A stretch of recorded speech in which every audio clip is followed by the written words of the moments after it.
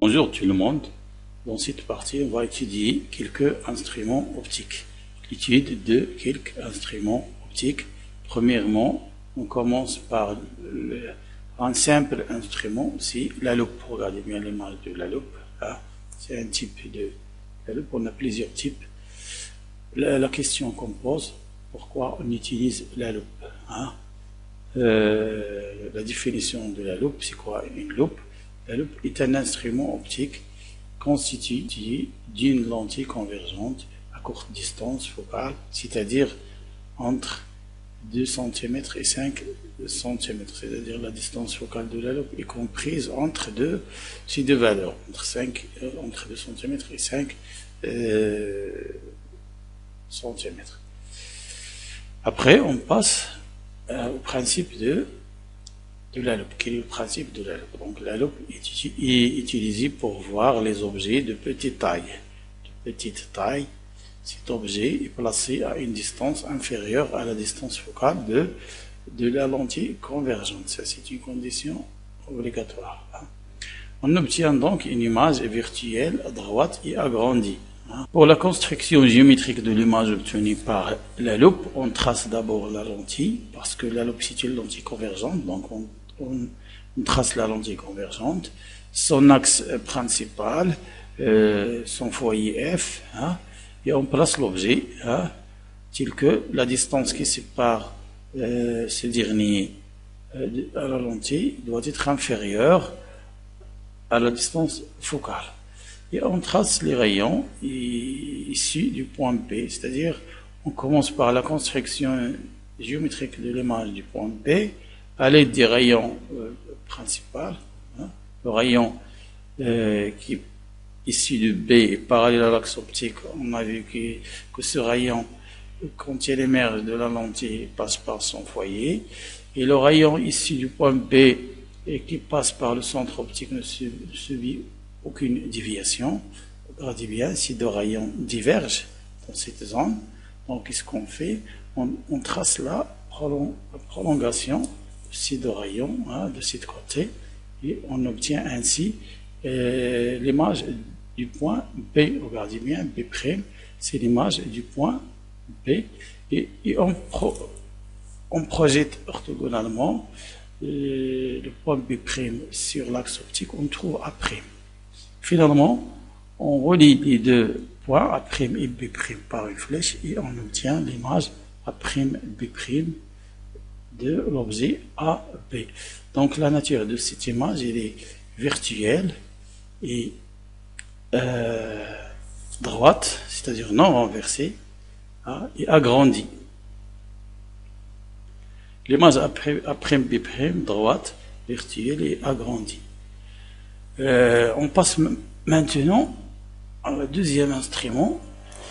Cet instrument est naturel. Il s'agit de l'œil. Regardez bien l'image. Une image qui présente les différents constituants de l'œil. Regardez bien la cornée, l'iris, pupille. C'est par ici où entre la lumière. Humeur aqueuse, c'est un milieu transparent. Le cristallin, c'est un milieu aussi transparent, ça joue le rôle d'une lentille convergente. La rétine joue le rôle d'un écran. C'est ici où se forme l'image d'un objet. L'humeur vitrée, ça c'est un milieu transparent aussi. Et ça c'est le nerf optique. Transmet l'image formée sur l'écran qui est la rétine au cerveau.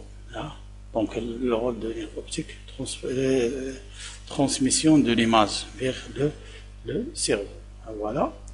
Donc on passe maintenant au suivant. Donc pour le rôle de sa constituant, on a ici le constituant de l'œil. L'œil est un organe sensoriel, un système optique qui permet de la vision.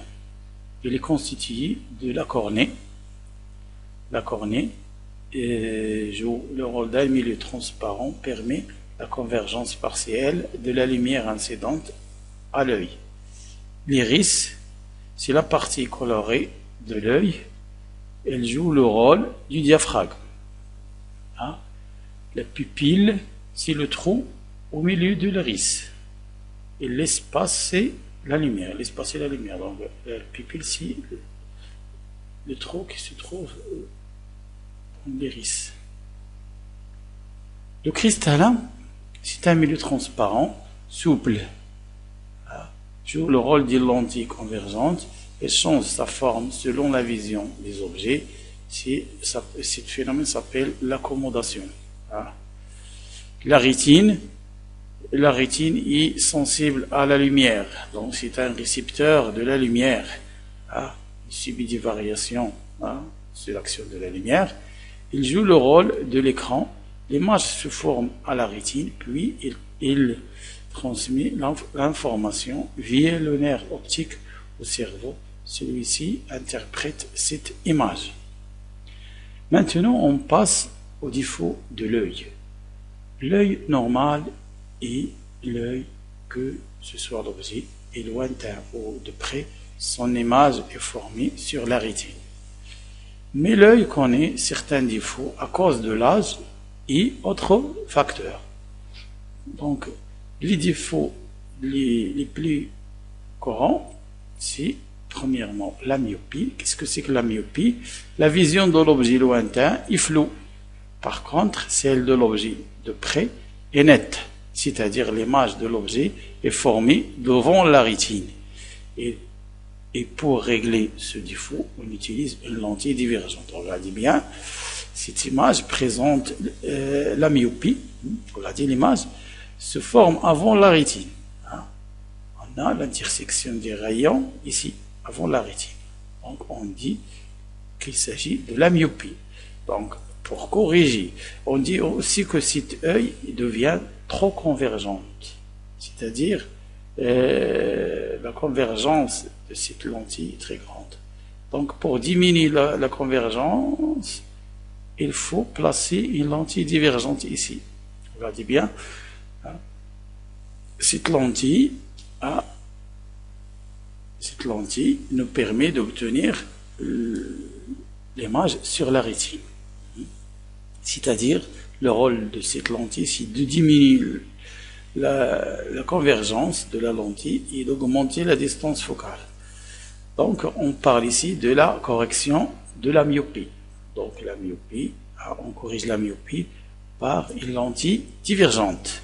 On passe maintenant à le deuxième défaut, c'est l'hypermétropie. Hypermétropie, qu'est-ce que c'est que l'hypermétropie?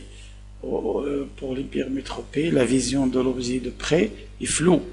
Par contre, celle de l'objet lointain est nette, c'est-à-dire l'image de l'objet est formée derrière la rétine. Pour régler ce défaut, on utilise une lentille convergente. On dit régler ce défaut ou bien corriger ce défaut. Regardez bien, cette image présente le défaut de l'hypermétropie. L'image se forme derrière la rétine. Ici.